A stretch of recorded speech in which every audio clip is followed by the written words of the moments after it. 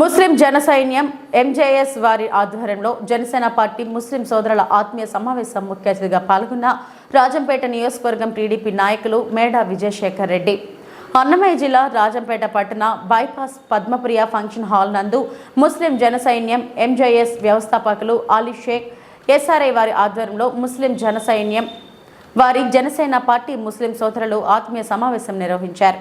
ఈ ముస్లిం సోదరుల జనసేన పార్టీ ఆత్మీయ సమావేశానికి ముఖ్య అతిథిగా రాజంపేట నియోజకవర్గ టీడీపీ నాయకులు మేడా విజయశేఖర్ రెడ్డి పాల్గొన్నారు। ఈ కార్యక్రమంలో జనసేన పార్టీ రాష్ట్ర కార్యదర్శులు సాయ్యద్ ముక్రం, తాతంశెట్టి నాగేంద్ర, జనసేన పార్టీ అధికార ప్రతినిధి కీర్తన, రాజంపేట జనసేన పార్టీ నాయకులు తదితరులు పాల్గొన్నారు।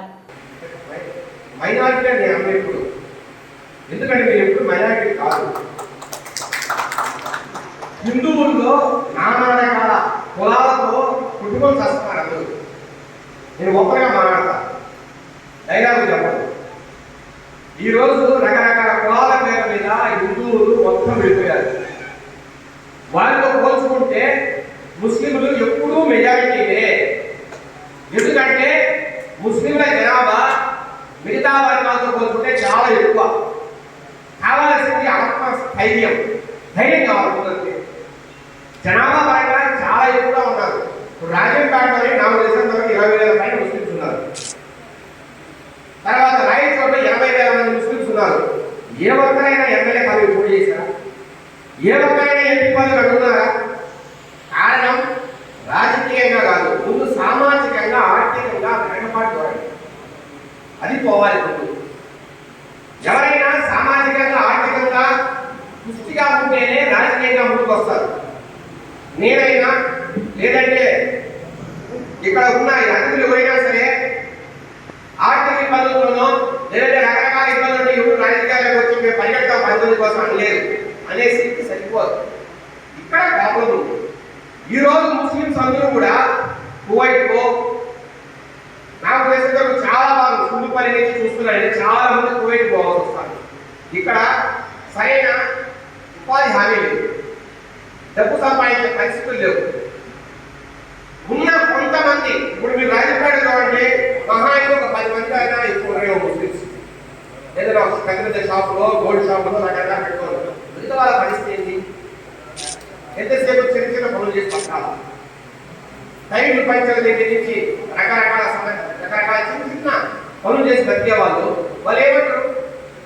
అయ్యా మీరు రాజకీయం చేసే పరిస్థితిలో ఉన్నామా, మా ఇంట్లో మేము గడుపుకుంటే చాలనే పరిస్థితుల్లో చాలా మంది మారారు। ఎందుకంటే నేను చాలా ఎక్కువగా తిరిగా ముస్లిమ్స్లో। పీరియడ్లో 2009లో ఇంతియాజ్ అహ్మద్ అని ఒక ఎక్స్ జడ్జి పోటీ చేసి ఆయన కోసం అవమానాలను నేను చాలా వేగంగా తిరిగా 2009లో పీరియడ్లో। కాబట్టి నాకు ముస్లింల స్థితిగతులు పూర్తిగా అవగాహన ఉంది। కాబట్టి నేను అనేది ఏంటంటే ముందు ఆత్మస్థైర్యం కావాలి। డబ్బు లేకపోయినా రాజకీయం చేయగలము అనే ఒక స్థైర్యంతో ముందుకు రండి। డబ్బు ఎక్కడ రాజకీయాలు శాసించదు। నా దగ్గర 50 కోట్లు ఉండే ఎమ్మెల్యే పదవి, 100 కోట్లు ఉండే ఎంపీ అనేది తప్పు।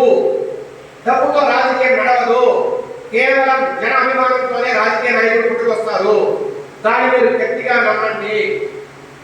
మీరందరూ చేయి కలిపితే జాగ్రత్త ఒక్కటైతే మీకు తిరిగి ఉండదు। ముందు ఆత్మస్థైర్యాన్ని మీరు అందరూ నింపుకోండి।